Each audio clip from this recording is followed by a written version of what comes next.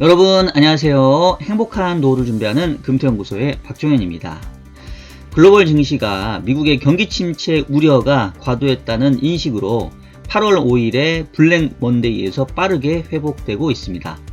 특히 미국 증시는 하락폭을 모두 만회하고 7월 말 수준까지 상승하였고, 국내 증시도 폭락하기 직전인 8월 초 수준까지 반등하였습니다.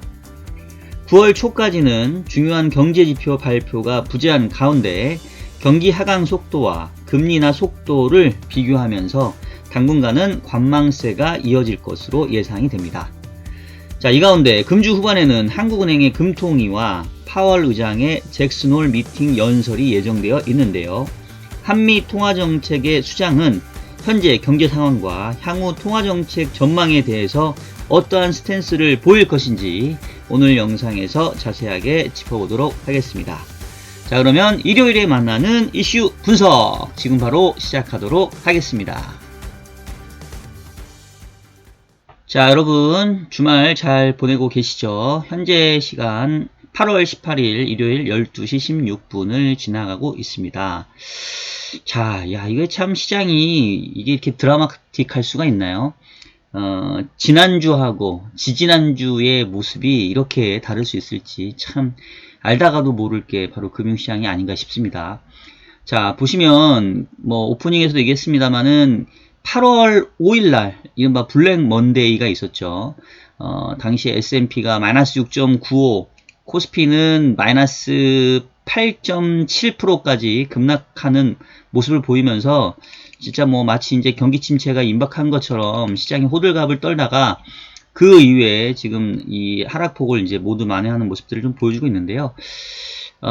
미국 증시의 경우에는 지금 S&P 기준으로 보면은 7월 말 수준을 회복을 하고 그 이상에 살짝 올라와 있습니다. 그래서 주간 단위로 지금 S&P 나스닥이 3% 후반 5%까지 상승하면서 8월 5일에 있었던 블랙 먼데이 뿐만 아니라 그 전주에 있었던 목요일 금요일의 하락폭을 이제 모두 만회를 했고요. 국내 증시의 경우에는 미국보다는 덜 하지만 그래도 어쨌든 블랙 먼데이 모두 만회하고 이제 그 전주의 금요일까지 이제 하락폭을 조금 회복하는 모습들을 보였습니다. 결국은 이번 하락장의 가장 큰 그 핵심 요인이 제가 계속 말씀드렸습니다만은 일각에서는 엔캐리 트레이드의 청산이다 어쩌고저쩌고 하는데 그거는 근본적인 본질이 아니고, 본질은 결국은 경기가 빠르게 하강하는데 그에 비해서 연준의 금리 인하, 즉 정책 대응이 늦은 거 아니냐, 이제 이런 우려가 근저에 깔려 있었다고 저는 이제 보는 거거든요. 근데 그게 이제 지난주에 빠르게 회복됐던 게, 첫 번째는 물론 NK 트레이드 청산에서도 조금 회복, 진정되는 불안감이 진정되는 모습이 있긴 있었죠. BOJ가 금리 인상을 이제 함부로 안 할 거다, 이런 얘기도 있긴 했지만, 결국은 경제 지표가 그 이후에 빠르게 회복이 되면서 이제 그 부분들 많이 부식시켜 준 거죠. 지난주에 이제 제가 중요하게 봤던 지표가 화요일날 미국의 PPI, 수요일날 CPI, 그 다음에 소매 판매 요 세 개 지표 중요하게 봐야 된다고 말씀드렸는데, 다행스럽게도 PPI, CPI가 예상치를 하회하면서 이제 연준 입장에서는 금리 인하를 편안하게 할 수 있겠구나라는 그런 안도감을 실어줬고, 거기다가 이제 7월 소매 판매가 예상치를 크게 상회하는 숫자가 나오다 보니까 생각했던 것보다 경기 하강 속도가 빠르지 않네, 너무 우리가 과한 비관론을 가졌나 보다, 이런 것들이 자연스럽게 이제 맞물리면서 지난주에 가파른 반등을 이끌어냈다, 이렇게 지난주 시장을 리뷰를 해볼 수가 있을 것 같고요. 자, 그러면 이제 향후 흐름이 중요한데, 일단은 그 최근의 반등으로 인해서 제가 말씀드렸던 것처럼 이미 8월 5일의 폭락세는 물론이고 7월 말 수준까지 이제 지수가 회복을 했어요. 그래서 여기서는 이제 제가 지난주에도 싼 맛은 없다, 이제 어느 정도 주가가 회복을 했기 때문에 지금 레벨에서는 주가가 급락했었을 때 기계적으로 매수하는 그런 영역은 이제 이미 지나갔고요. 다행히 잘 저가 매수를 했다라고 한다면 지금 시점에서 이제 고민을 해봐야 돼요. 저가 매수한 부분들을 다시 팔고 나오면서 위험 관리의 기회로 삼아야 될지, 아니면 빠르게 회복한 거 보니까 전고점을 뚫고 올라가려나 보다 계속해서 포지션을 유지하거나 애드업을 할 건지에 대한 판단이 되게 중요한 시점에 왔습니다. 그래서 이제 그거에 대한 제 의견을 오늘 말씀드리도록 할 텐데요. 자, 일단은 첫 번째 말씀드리고 싶은 거는 아까 얘기했던 것처럼 지수 가격적인 측면에서는 어느덧 7월 말 수준으로 돌아왔습니다. 이게 상당히 중요해요. 자, 제가 지금 7월 말을 계속 중요하게 말씀을 드리는 이유가 있어요. 왜 그러냐면 이번에 하락장의 시발점이 8월 5일 날 이렇게 아주 뭐 주가가 블랙 먼데이라고 부를 정도로 엄청난 폭락세를 보이긴 했지만, 사실 그 전부터 8월 1일, 8월 2일부터 해서 주가는 이미 큰 폭의 하락세를 보이고 있었습니다. 그럼 8월 1일과 8월 2일에 뭐가 있었냐? 여러분 기억을 하실지 모르겠는데, 매달 첫 번째 주 월요일 날에는 미국의 ISM 제조업 지수가 발표가 됩니다. 그래서 그때 ISM 제조업 지수가 상당히 부진하게 나오면서 주가 하락이 시작이 됐어요. 그래서 보시면 그 당시에 ISM 제조업 지수가 48.5가 그 전달이었는데 46.8까지 크게 하락을 했고, 뭐 신규 주문 지수도 마찬가지로 부진했고, 그 다음에 가장 크게 그 충격을 줬던 게 바로 이제 고용지수, 하부 지표 중에서는 고용지표였는데요. ISM 제조업 지표의 하부 지수로 5개의 하부 지표가 있어요. 근데 이제 그 중에서도 주로 신규 주문 지수를 많이 보는데, 최근에 고용 시장이 조금 불안하다 보니까 고용 지수도 상당히 좀 민감하게 좀 보고 있는 지표이고요. 특히나 7월 지표에서는 고용지수가 49.3에서 43.4까지 폭락을 했기 때문에 이 당시에 ISM 제조업지수 나오고 바로 8월 1일 날 주가가 엄청나게 하락을 했었습니다. 7월 31일 날에는 FOMC 미팅이 있었어요. 그때 그래서 파월 의장이 뭐 듀얼 맨데이트를 강조하면서 이제는 이 물가 안정에 쏠려 있었던 통화정책의 무게중심을 이 고용시장도 같이 보겠다, 이런 식으로 좀 추를 옮겨놨단 말이에요. 그래서 주가가 7월 30일 날 이렇게 올랐다가 8월 1일 날 ISM 제조업지수가 망가지는 모습을 보면서 시장에서는 야, 이거 7월 달에 이 정도로 지표가 안 좋을 것 같았으면 금리 인하를 해줬어야 되는 거 아니냐. 근데 왜 안 해줬냐? 또 늦은 거 아니냐? 라는 실기론이 나오기 시작했고요. 그 다음에 8월 2일 날 쐐기를 박은 게 실업률이 4.3%로 높아지면서 이른바 샴 룰이 충족이 됐습니다. 그러면서 이제 와, 이거 이제 진짜로 경기 침체가 오나 보다. 그래서 목요일 금요일 날 이렇게 결국은 7월 30일 FOMC에서 금리 동결이 있었는데 그 뒤에 나온 경제지표가 바로 예상치를 크게 밑돌면서 경제지표가 부진했기 때문에 결국은 연준이 이번에서도 통화정책에 실기를 했구나, 금리 인하 시기를 놓쳤구나, 이러한 부담이 한꺼번에 반영된 게 바로 8월 5일에 있었던 블랙 먼데이란 얘기예요. 그러니까 결국은 이번 하락장의 본질을 자꾸 엔캐리 트레이드 이런 거에 찾지 마시고, 기본적으로 매크로 관점에서 봤었을 때는 경기 침체의 속도를 쫓아가지 못하는 금리 하락이구나 라는 어떤 통화정책의 실기론에서 비롯됐다 라고 바라보면, 이미 이제 또 7월 말까지 올라온 현재 주가 지수는 이제 상당히 또 애매해졌다는 거죠. 지금 수준에서는 여기서 더 뻗어 올라가려면 결국 통화정책의 실기론이 아니다라는 인식이 생겨야 됩니다. 즉, 생각했던 것보다 경기 하강이 아니네, 경기 침체가 아니네, 그리고 연준은 이런 경기 하강에 비례해서 발맞춰서 금리를 쉽게 인하해 줄 수 있겠네, 이런 생각이 들면 뭐 지금의 주가 상승 뭐 정당화되는 거고, 나아가서 지난 전고점까지도 한번 다시 트라이를 해볼만 하다는 얘기예요. 그래서 제가 자꾸 7월 말을 말씀을 드리는 거고, 이번 하강의 근본적인 원인이 뭔지를 쫓아봐야 된다라고 말씀을 드리는 거고요. 자, 그러면 여기서 결론적으로 전고점 뚫고 다시 올라갈 수 있을 거냐 말까는 다시 다음 경제지표를 지금 봐야 됩니다.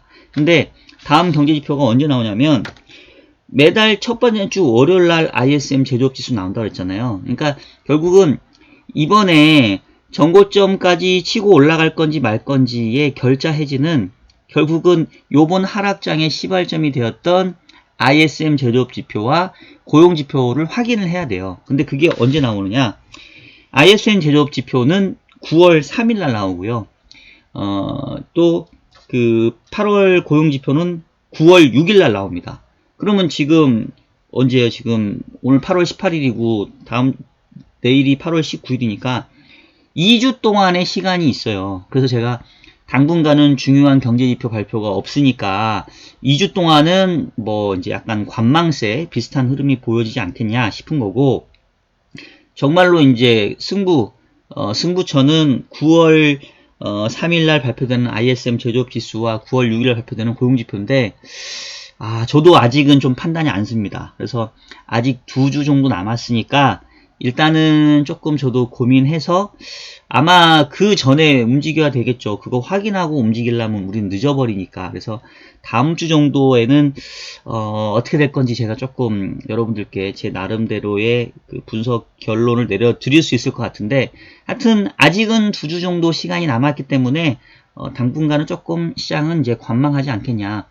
급락세가 지나갔고 급등세가 이어졌기 때문에 사실 지금 수준에서는 뭐 여기서 정고점 뚫고 올라가는 것도 아직은 이르고, 그렇다고 해서 지금 빠르게 올라왔는데 다시 여기서 폭락한다? 이것도 사실은 가능성 낮죠. 당분간은 현재 정도 수준에서 아마 위아래로 조금 어느 정도 이제 다시 숨고르는 모습이 있지 않을까라는 생각이 듭니다.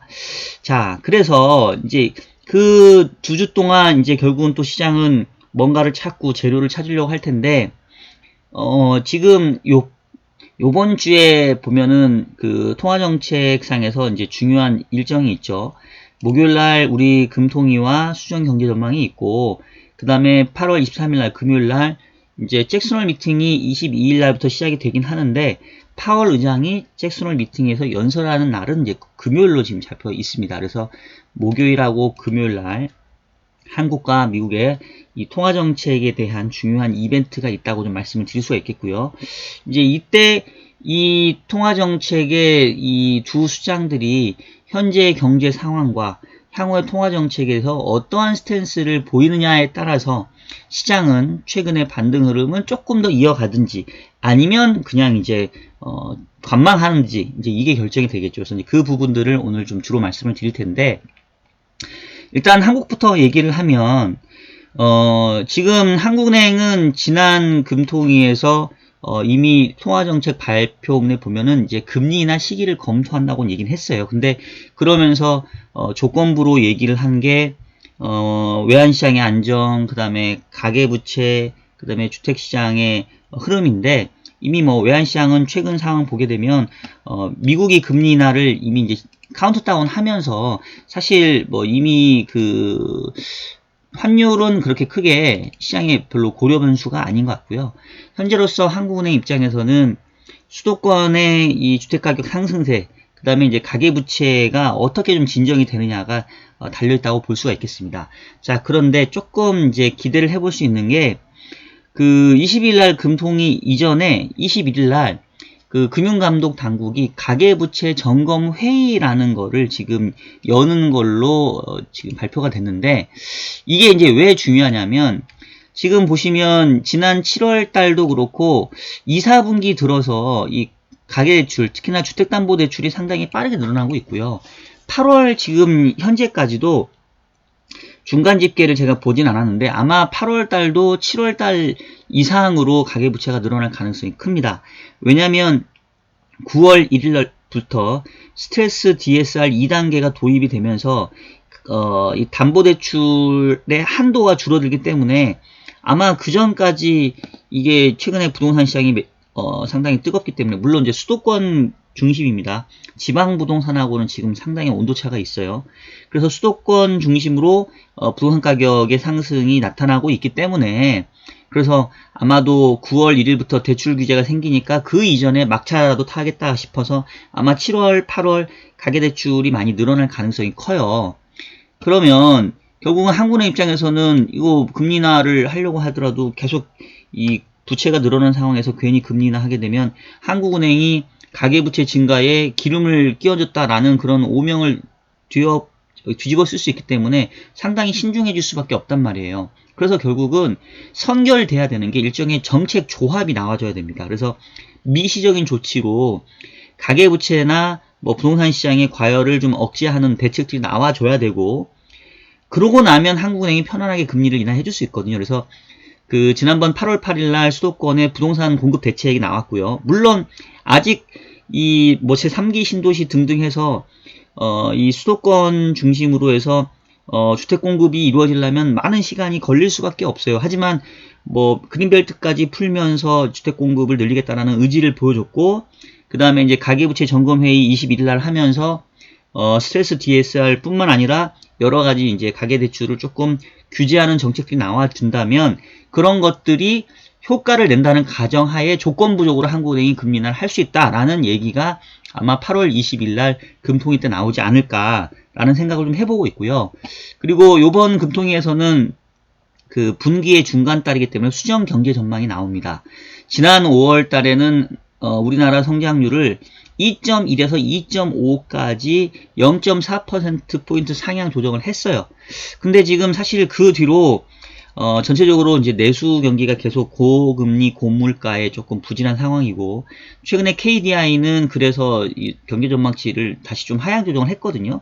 그래서 한국은행이 쫓아갈 것 같지는 않고, 아마 한국은행은 그 성장률 전망치는 이제 그대로 유지하면서 아마도 이제 조건부적으로 금리 인하를 시사해서 이제 금리 인하가 되면 좀 이 민간 내수의 위축이 조금 완화될 수 있을 거다. 뭐 이런 정도의 얘기를 하지 않을까라고 저는 좀 기대를 해보고 있고요.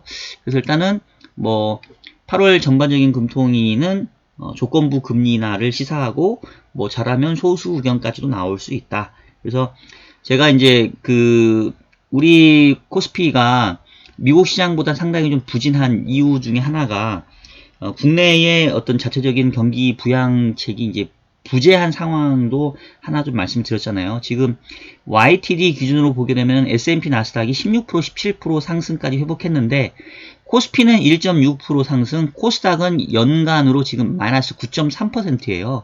그러니까 뭐 상당히 좀 부진한 거죠. 근데 국내에서도 이제 금리나 등 해서 내수 경기 부양책이 좀 나와주면 조금 미국 증시 대비 한국 시장이 좀 부진한 것들이 조금은 만회될 수 있지 않을까. 이제 그래서 사실은 이제 저는 금통위의 정책이 좀 중요한 그런 요인 중에 하나다라고 좀 보고 있는 거고요. 그래서 어쨌든 간에 한국은행 입장에서는 이제 그런 스탠스를 좀 취할 가능성이 커 보이고, 그 다음에 이제 역시 뭐 사실 그보다 더 중요한 게 금요일날 발표되는 파월 의장의 잭슨홀 미팅이겠죠. 그래서 결국은 지금 이제 9월 FOMC를 앞두고 연준이 금리 인하에 대해서 확실하게 시그널을 줄 거냐, 그리고 금리 하락 속도도 최근에 뭐 실업률이라던가 물가가 그 연준 예상보다는 조금 금리 인하의 우호적인 요건으로 가고 있으니까 조금 더 공격적인 금리 인하를 시사할 거냐, 이제 이 부분에 대해서 상당히 좀 시장에 관심 쏠려 있을 거고, 특히나 9월 FOMC에서 빅컷, 즉 50bp 인하를 해줄 수 있냐 없냐, 이제 이 부분에도 관심이 좀 쏠릴 것 같습니다. 근데 이제 일단 결론부터 말씀을 드리면, 현재 연준 입장에서 9월 FOMC에서 50bp 인하라는 빅컷을 할 가능성은 현재로서는 낮아 보여요. 현재로서는. 왜냐하면 이 50bp 인하라는 거는 사실은 뭔가 조금 그 경제 상황이 좀 위기에 있는 그럴 때 나타나지, 대부분은 노멀한 상황에서는 25bp를 하고 말잖아요. 근데 갑자기 9월 FOMC에서 50bp 금리 인하를 때려놓고 시작한다? 그 얘기는 연준 입장에서는 자기들 스스로가 우리가 통화정책의 시기를 놓쳤다라고 자인하는 꼴밖에 안 되기 때문에 그렇게까지 무리하게 할 이유가 없을 겁니다. 그렇게까지 하려면 정말로 막 경기 지표가 엄청나게 망가지거나 지금 9월 초에 발표되는 8월 실업률이 뭐 더 급등하거나 이래야 되는데, 뭐 그렇게까지 나올 것 같지는 않거든요. 지금 분위기가. 최근에 뭐 소매 판매를 봐도 그렇고 실업수당 청구 시적을 봐도 그렇고 최근에 미국 지표들이 그렇게 나쁘지 않단 말이에요. 지금 특히나 주간 실업수당 청구 시적을 보게 되면 그 여전히 7월달 실업률 높게 나온 게 허리케인 베릴의 효과에 따른 일시적인 그 부진 아니었냐라는 그런 어떤 그 반론이 있을 정도로 조금 애매합니다. 지금 보시면 그 주간 실업 청구 시적을 보게 되면 최근 2주 동안 보시면 막대 차트가 이렇게 내려와 있죠. 그래서 지금 한때 그 몇만 건인가? 25만 건까지 나왔던 게 지금 최근에 23만 건, 22만 건까지 지금 떨어졌거든요. 그래서 이거를 감안해보면 최근에 고용시장이 그렇게 나쁘지가 않아요. 그래서 결국은 9월 FOMC에서 50bp까지 인하해줄 필요성은 지금 없다라고 보여지고, 다만 최근에 6월 FOMC에서 점도표는 연내 2차례 금리 인하만을 시사했는데, 최근 상황 보게 되면 이제 9월, 11월, 12월에서 한 3차례 정도 금리 인하하는 게 조금 더 자연스러워 보이는 모습이긴 하거든요. 그래서 50bp의 B컷은 아니더라도 금리 인하 횟수를 늘릴 수 있는 그런 발언을 할 가능성은 좀 있지 않나, 이제 이런 생각이 들고요. 이제 그렇게 전망하는 이유 중에 하나가 향후에 이제 이 물가에 대한 궤적인데, 지금 일단 그 물가 상승률하고 실업률하고 비교를 해보면 지금 실업률이 4.1에서 4.3으로 휙 올라오긴 했지만 물가 상승률도 지금 3.0에서 2.9까지 떨어졌고요. 그리고 지금 향후 물가의 궤적을 예측을 해보면, 제가 그 지난주인가요? 지난주였나요? 그 미국 물가 상승률 7월께 2.9, 컨센서스는 3.0인데 2.9가 나올 것 같다라고 말씀을 드렸죠. 예, 그거는 뭐 물가 전망치는 제가 또 잘 예측을 한 것 같고, 그 다음에 이제 8월 이후에 물가의 궤적을 예측을 해보니까 다행스럽게도 좀 많이 낮게 나옵니다. 지금 8월은 2.6 정도가 지금 예상이 되고 있어요. 지금 요런 궤적이 지금 예상이 되거든요. 지금 2.9가 나왔고, 그 다음에 2.6, 그 다음에 연말로 갈수록 한 2.5까지 떨어지는 정도 수준의 궤적이 예상이 되기 때문에 연준 입장에서는 뭐 50bp의 대폭적인 금리 인하는 아니더라도 뭐 매 FOMC 때마다 금리를 내려줄 정도의 상황은 될 것 같아요. 그리고 뭐 경기는 여전히 뭐 강건하다 뭐 이런 식으로 일단 얘기는 하겠죠. 그래서 전체적으로 미국도 아직은 경기 침체까지는 아니고 금리 인하에 대한 어떤 여지는 뭐 어느 정도 있다, 뭐 이렇게 조금 긍정적인 그런 흐름이 나오지 않을까라는 생각이 들고요.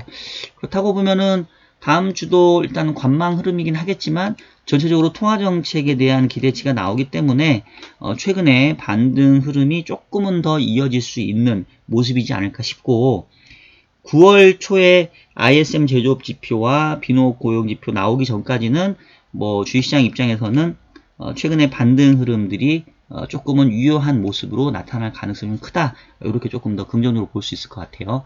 다만 저는 지난번에도 말씀드렸지만 전고점 수준 정도 오면 일단은 다시 또 위험관리로 가는 게 현재로서는 합리적이지 않나 라는 생각을 좀 하고 있고요. 특히 미국 증시 같은 경우에, 왜냐하면 이 7월 말 수준으로 좀 회복을 하긴 했지만 기본적으로 전체적으로 경기 지표가 조금씩 둔화되고 있는 흐름은 맞아요. 그래서 제가 오늘 제목으로 단 게, 이제는 bad is good이 아니라 bad is bad고 good is good이다.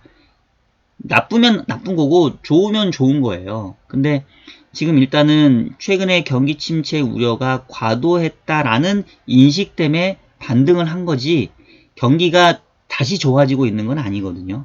경기가 둔화되고 있는 거는 맞는 흐름이고, 그 경기 둔화 흐름을 연준이 얼마만큼이나 잘 대응해 줄 거냐인데, 뭐 현재로서는 대응할 여지가 있다 해서 일종의 부정적인 효과를 상쇄해 주는 거지, 이거를 계속 좋게 가는 정도 그림은 아니기 때문에 저는 일단은 저가 매수를 잘 한 입장이라고 한다면 고점 부근에, 정고점 부근에 오면 다시 어느 정도 조금 조정을 해주는 게 맞지 않나 라는 생각이 들고요.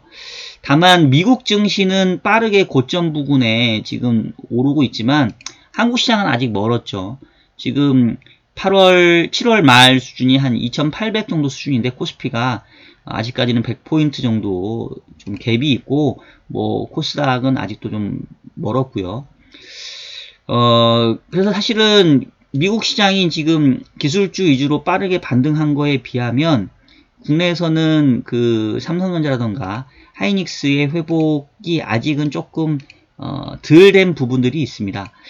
특히나 지금 보게 되면 삼성전자는 이제 막 8만 원대 회복을 했고요. 지난번에 8만 6천 원 정도가 지금 고점이었고, 하이닉스 같은 경우는 뭐 한 25만 원 같이 갔었는데 이제 거의 20만 원 정도 수준인데, 조금은 반등의 여지가 있다고 보여집니다. 하지만 이것도 역시 뭐 전고점을 뚫고 갈 정도는 아니기 때문에 뭐 어느 정도 수준 올라와 주면 잘 차익 실현하는 타이밍으로 좀 가졌으면 좋겠고요. 그 다음에 그 섹터 중에 이게 나온 김에 지난주에 보면은 이 반등의 핵심은 거의 반도체를 중심으로 이루어졌는데, 지금 엔터테인먼트 종목들이 지난주에 엄청 부진했더라고요. 최근에 실적이 상당히 좀 부진한 모습들을 좀 보여주고 있는 것 같습니다. 그래서 섹터별로도 상당히 좀 차별화가 진행이 되고 있으니까 이런 부분들을 잘 여러분 감안하셔서 포트폴리오를 짜야 될 것 같고, 지금 8월 중에는 제가 그 8월 포트폴리오 얘기하면서 말씀드렸던 거는, 일단은 보수적으로 보되 너무 많이 빠지면 저가 매수 기회도 한번 봐야 된다. 단기 트레이딩 관점에서 봐야 된다고 말씀드렸고, 지금 지난번에 급락했었을 때 저는 일단 일정 부분 다시 저가 매수를 했었고요. 지금 이제 빠르게 올라왔기 때문에 언제 다시 차익 실현을 할 건지 타이밍을 좀 보기는 할 거예요. 다만 앞으로 2주 정도는 뚜렷한 경제지표가 없기 때문에 조금 여유있게 그 시기를 살피겠다는 거고, 특히나 이번 주는 8월 금통위와 잭슨홀 미팅이 그렇게 시장에 부정적이지는 않을 것 같고, 통화정책에 대한 기대치를 조금 더 심어줄 수 있기 때문에 일단은 이번 주랑 다음 주 보면서 느긋하게 다시 차익 실현의 시점을 좀 보겠다, 뭐 요런 정도 말씀을 드리고, 다음 주 일요일 날이면은 이제 그 9월 초 경제지표 주요 경제지표 발표되기 일주일 전이거든요. 그러면 이제 그때 가서, 그때의 가격 수준에 가서, 그때 가서 차익 실현하는 게 맞는지, 아니면 뭐 지표 확인을 좀 더 하는 게 맞는지, 그 부분은 다음 주에 제가 좀 더 고민한 후에 여러분들께 말씀드리도록 하겠습니다. 자, 여러분 지금까지 주간 이슈 분석 보내드렸고요. 9월 초에 주요 경제지표가 발표되기 전까지 2주 동안은 재료 공백이기 때문에 일단은 최근의 반등 흐름이 조금 더 유효할 수 있겠다라고 말씀을 드리고 있고요. 다만 저는 근본적으로는 결국 경기 둔화에 대한 부분들이 시장에 좀 부담을 줄 수 있다고 생각하기 때문에, 앞으로 다시 반등 추가적으로 나왔을 경우에는 차익 실현에 대한 시점을 좀 고민해야 되는 차원에서 시장을 좀 바라봐야 된다, 이런 말씀 드리겠고, 그 시점에 대해서는 다음 주 일요일날 다시 좀 말씀을 드리도록 하겠다라는 말씀을 드렸습니다. 자, 오늘 영상은 여기서 마치도록 하겠고요. 이번 주 금요일날 또 연합인포맥스 방송이 예정이 되어 있습니다. 이번 주 금요일날 이진호 소장님과 대담을 할 것 같은데, 그때 대해서 조금 더 오늘 나왔던 말씀에서 연장된 얘기를 할 수 있을 것 같습니다. 그러면 이번 주 금요일날 인포맥스 라이브도 기대를 해주시길 바라겠고요.